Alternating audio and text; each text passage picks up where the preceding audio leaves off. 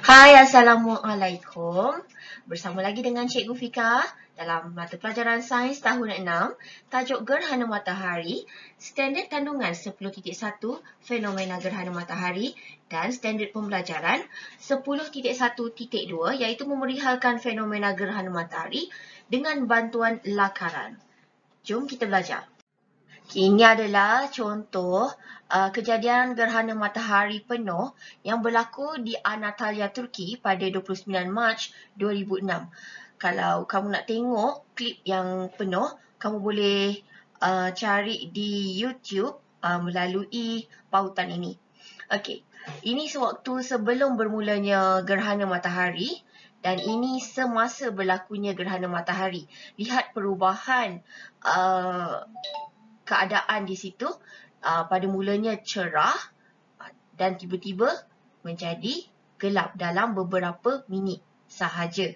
Okay. Kejadian ini biasanya memang akan berlaku pada waktu siang sahaja gerhana matahari. Okay. Berbanding kalau gerhana bulan pada waktu malam. Ada 3 faktor yang menyebabkan berlakunya gerhana matahari, iaitu yang pertama, kedudukan matahari, bulan dan bumi dalam satu garis yang lurus. Yang kedua, kerana sifat cahaya bergerak lurus. Dan yang ketiga, sifat cahaya juga tidak dapat menembusi objek legap.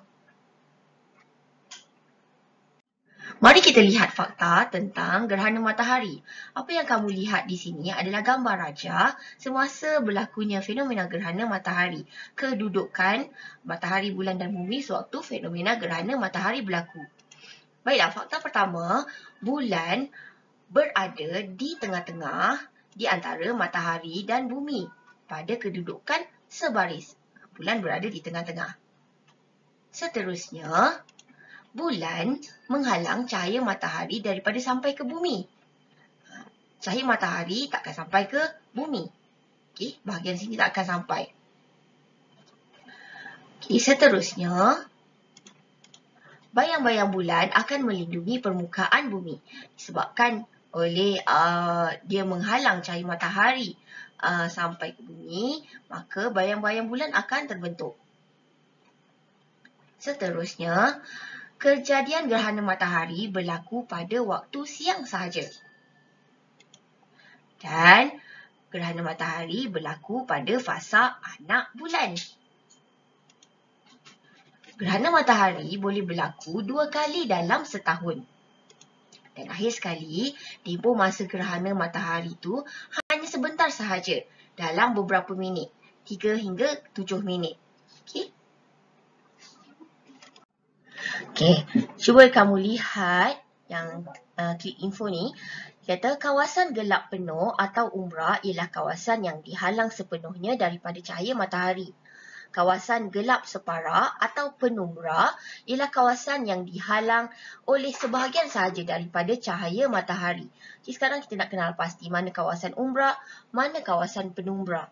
Okey, di dalam lihat gambar rajah ni, okey, di sini ialah kawasan umbra. Manakala yang ni gelap separa, okey, adalah kawasan penumbra. Yang ni pun, kawasan ni pun adalah penumbra. Kena ingat, umbra ialah kawasan yang dihalang sepenuhnya. Kawasan gelap penuh kita panggil umbra. Kawasan gelap separa kita panggil penumbra.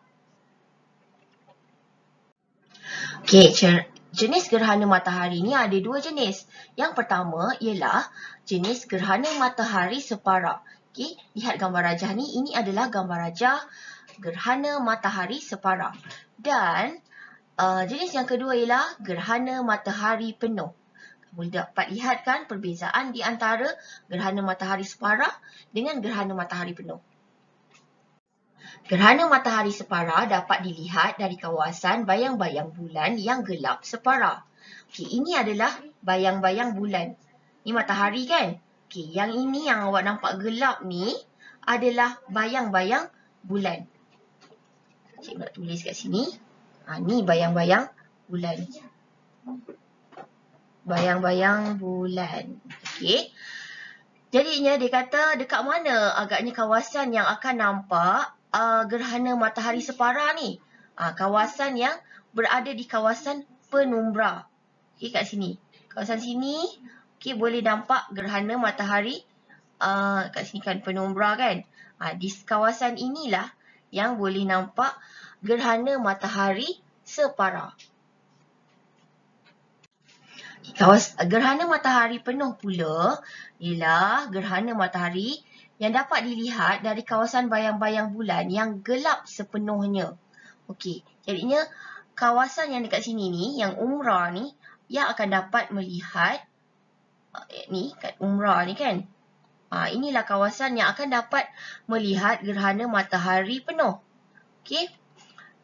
Kalau kamu lihat gerhana matahari penuh ni, di sekeliling ni nampak cahaya matahari sikit kan. Okey.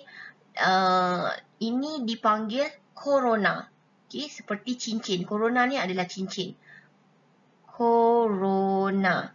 Okey, korona matahari nampak cantik. Okey. Kalau gerhana matahari annulus, iaitu gerhana matahari cincin yang macam ada nampak diamond sikit, itu pun dikategorikan sebagai gerhana matahari penuh juga. Okey.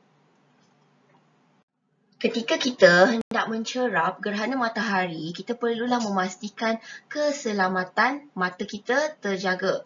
Okey, jangan sesekali melihat terus ke arah matahari tanpa menggunakan penuras khas kerana perbuatan ini boleh merosakkan mata kamu. Okey, menurut American Academy of Ophthalmology, terdapat dia beri kita panduan bagaimana kita nak menjaga mata kita sewaktu mencerap gerhana matahari. Okey, perlulah menggunakan, tak boleh menggunakan cermin mata hitam biasa tu, tak boleh. Kita kena gunakan penuras cahaya matahari yang betul. Okey, seperti ni. Kemudian, kalau kita nak menggunakan peralatan seperti binokular, teleskop, kamera dan sebagainya, kita perlu tambahkan filter di hadapannya. Okey. Selain daripada itu, kita juga boleh bina kamera lubang jarum. Kamu boleh rujuk buku teks kamu, ada cara-cara hendak bagaimana nak membuat kamera lubang jarum. Okey. Dengan ni barulah kamu boleh melihat gerhana matahari itu dengan selamat. Okey, terima kasih semua. Kita jumpa lagi pada sesi yang akan datang. Okey, selamat menjawab soalan-soalan yang cikgu berikan nanti. Okay, bye.